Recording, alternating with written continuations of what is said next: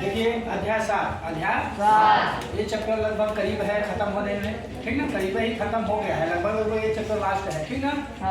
आगे पीछे करके पूरा होने वाला है। जीव जनन कैसे करते हैं? जीव जनन दो तरह से करते हैं, लैंगिक जनन और अलैंगिक जनन। आज अपन लोग पढ़ेंगे एकल जीवों में। किसमें? एकल जीवों में जनन की विधि। एकल जीवों में जनन की विधि। सिर्फ एक जीव रहेगा, उसमें जनन कैसे होता है उसके बारे में पढ़ेंगे। इसमें 5 प्रकार से होता है, इसमें 5 प्रकार से होता है। कक्षा 10वीं के स्तर तक काफी है, ठीक ना। नंबर 1 विखंडन, नंबर 1 विखंडन, नंबर 2 खंडन, नंबर 3 पुनरुद्भवन, नंबर 3 पुनरुद्भवन या पुनर्जनन, पुनरुद्भवन या पुनर्जनन, नंबर 4 मुकुलन, नंबर 4 मुकुलन, नंबर 5 पारिजन। इन सब को हम लोग थ्योरी के साथ साथ चित्रात्मक पढ़ेंगे, ठीक ना। देखिए सबसे पहले क्या है विखंडन। क्या है विखंडन? विखंडन ये ज्यादातर एक कोशिकीय जीवों में होता है। किसमें होता है? ज्यादातर एक कोशिकीय जीवों या फिर प्रोटोजोआ जीवों में, जैसे अमीबा, पैरामीशियम और यूरेनिया। एक कोशिकीय जीवों में कोशिका विभाजन अथवा विखंडन द्वारा नए जीवों की उत्पत्ति, नए जीवों की उत्पत्ति होती है, विखंडन कहलाता है। जैसे विखंडन की ज्यादातर विखंडन मतलब विखंडन की घटना किसमें होती है? एक कोशिकीय जीव या प्रोटोजोआ जैसे जीवों में पाया जाता है। जैसे मतलब एक कोशिकीय जीवों में पाया जाता है, विखंडन जनन कहलाता है। जैसे अमीबा, पैरामीशियम, यूग्लिना आदि जीवों में पाया जाता है। आदि जीवों में पाया जाता है। जैसे अमीबा में द्विखंडन विभाजन पाया जाता है। अमीबा में कौन सा विखंडन विभाजन पाया जाता है? द्विखंडन। देख रहे हैं अमीबा है, अमीबा से यहाँ थोड़ा सा इसका आकार चेंज हुआ, फिर आकार चेंज हो गया, फिर आकार ऐसा चेंज हुआ कि 2 भागों में बट गया। वही अमीबा 2 भागों में बराबर जीव, उसकी संतति 2 संततियों में बट गया। वही पुराना जीव नए जीवों में आ गया। वही पुराना जीव नए जीवों में आ गया। हम लोग मानव जाति में नर और मादा मिलते हैं तब संतति का उत्पादन होता है ना। लेकिन इसमें उसी शरीर का विभाजन हो जा रहा है, इसीलिए अमीबा को कहते हैं हमेशा जीवन भर अमरण, मतलब मरता नहीं है कभी भी। अमीबा कभी नहीं मरता है, इसलिए उसको कहते हैं अमरण। मतलब कौन सा जीव है जो मरता नहीं है, इसका शरीर 2 बराबर भागों में बढ़ता जाता है और उनमें जनन क्रिया मतलब संतति उत्पन्न होते जाते हैं और फिर नए जीव पाया जाता है और फिर से ये 2 बराबर भागों में बटेंगे, फिर से उनकी संतति बढ़ जाएगी, 2 हो जाएंगे। जैसे 2 हुए हैं फिर 2-2 भागों में बढ़ते जाएंगे, जैसे बढ़ती जाएगी इनकी संख्या। इसलिए इनको बोलते हैं न मरने वाला जीव, आमरण जीव। क्या बोलेंगे? मतलब कोई पूछेगा कि अमीबा कैसा जीव है? न मरने वाला जीव, ठीक ना। अमृत तो प्राप्त कर लिया, नहीं कहते हैं मरने वाला नहीं है, अमृत तो प्राप्त कर लिया है, ठीक ना। तो अमीबा में कौन सा विखंडन पाया जा रहा है? द्विखंडन। कौन सा खंडन? इसमें जीव 2 बराबर भागों में बढ़ जा रहा है। अमीबा में हम लोग जानते हैं कि रिक्तिका पाई जाती है और केंद्रक पाया जाता है और चलने के लिए कूटपात पाया जाता है ना। अमीबा के पोषण के बारे में हम लोग पढ़ चुके हैं। अब देखिए नंबर 2, नंबर 1 हो गया, नंबर 2 खंडन। खंडन मतलब सरल संरचना वाले बहुकोशिकीय जीवों में खंडन जनन पाया जाता है, ठीक ना। जीव 2 तरह के पाए जाते हैं, एक कोशिकीय जीव और बहुकोशिकीय जीव। एक कोशिकीय जीव वे जीव होते हैं जिनमें से लगभग सभी कार्य को करने के लिए एक ही पाए जाते हैं, कोशिकीय जीव कहलाते हैं। जैसे अमीबा, पैरामीशियम और इसमें सरल जीव आएंगे। वो कोशिकी के कैसे आएंगे? सरल, जो सबसे सरल मतलब लगभग एक कोशिकी से अगले पायदान वाले, मतलब बहुकोशिकीय के विकसित में नहीं आएंगे, मतलब जो अल्प विकसित रहेंगे उसमें आएंगे। खंडन में सरल संरचना वाले बहुकोशिकीय जीवों में खंडन जनन पाया जाता है। खंडन जनन कहलाता है। जैसे स्पाइरोगायरा, इसमें देखिए एक तो चित्र स्पाइरोगायरा में भी खंडन क्या है? खंडन क्या होना चाहिए? खंडन क्या होना चाहिए? खंडन। देखो एक तो स्पाइरोगायरा है बड़ा सा, यहाँ से है ना, इसे यहाँ से 2 बराबर भागों में बढ़ गया, हो गया ना, खंडन हो गया ना, इसमें 2 जीवों बढ़ गया। अब देखिए पुनरुद्भवन, नंबर 3 पुनरुद्भवन या पुनर्जनन।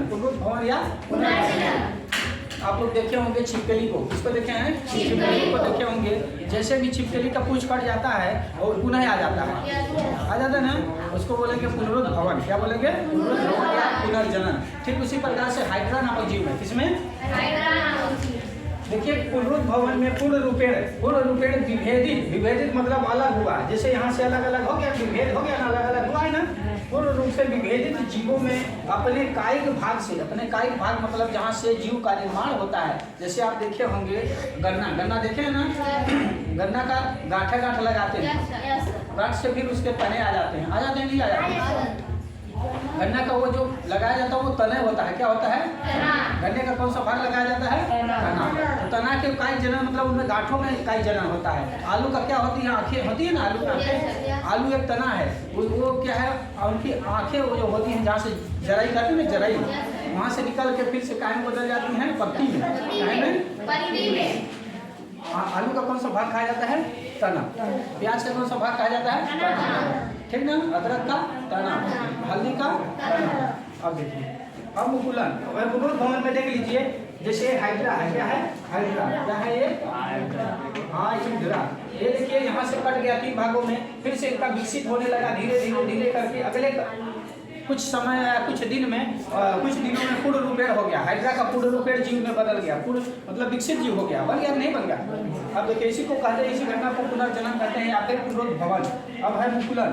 कुछ प्राणी पुनर्जन्म की क्षमता वाली कोशिकाओं का उपयोग करके मुकुलन करते हैं। जैसे मुकुलन कहलाता है, मतलब ये मुकुलन कहलाता है। जैसे इसमें किसमें होगा? हाइड्रा में ठीक ना। अब देखिए, हाइड्रा में मुकुलन, ये थोड़ा सा हमारे समझ से प्लेनेरिया है। क्या है? देखिए तो प्लेनेरिया होगा, प्लेनेरिया है ना। प्लेनेरिया नामक जीव होती है जिसमें 3 भागों में शरीर कट जाता है, फिर से शरीर कटने के बाद पुनः वो उसमें क्षमता होती है कि पुनः मूल अवस्था में आ सकती है। मतलब उनका जीव पूर्ण रूप में विकसित हो गया, जिसको बोलते हैं पुनरुद्भवन। ठीक ना। अब देखिए मुकुलन में कौन सा पाएगा? हाइड्रा। कौन सा पाया जा रहा है? हाइड्रा। ये देखिए यहाँ से गया, यहाँ से मुकुलन हो गए, धीरे करके फिर से कोई यहाँ नया बन गया कि नहीं बन गया? इसको बोलते हैं हाइड्रा में मुकुलन, हाइड्रा में। अब कायिक जनन क्या है? कायिक जनन या कायिक प्रवर्धन। कायिक जनन या बहुत से ऐसे पौधे होते हैं जिनके तने से किसी का विकास हो रहा है, मतलब जनन हो रहा है, किसी का जड़ से, किसी का पत्ती से। हम लोग पत्ती ले लिए हैं, क्या ले लिए हैं? पत्ती। तने वाला तो अभी गन्ना का बता ही दिए हैं, जड़ से तो सब लोग जानते हैं, है कि नहीं? अब देखिए, जड़ वाला कौन जानते हैं? जड़ वाला खोज के लाइए और बताइए। हाँ, किसी भी पौधे को लगाते हो, जड़ जब नहीं रहता तो लगता है नहीं, तो जड़ वाला। और तना वाला क्या?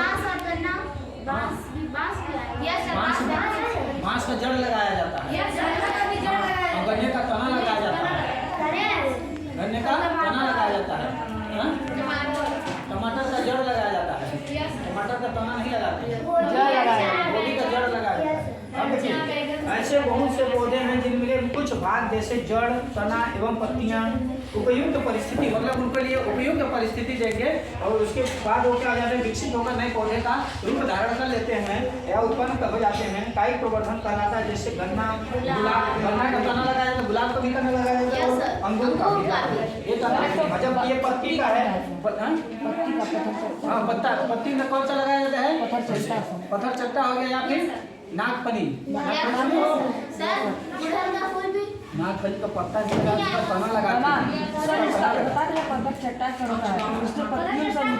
पत्तियों से पत्थर चट्टा। हाँ तो पत्थर चट्टा समझ लीजिए, इसमें दिया है, इसमें दिया है। देखिए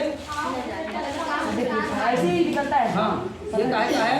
ब्रायोफिलम की पत्ती, ब्रायोफिलम की पत्ती काहे की है? ब्रायोफिलम की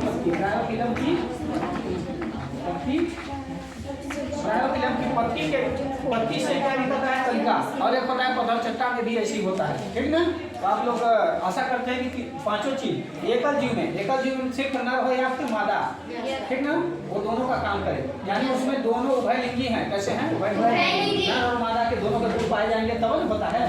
ठीक, तो हम आशा करते हैं सब समझ में आ गया होगा। ठीक, कोई दिक्कत?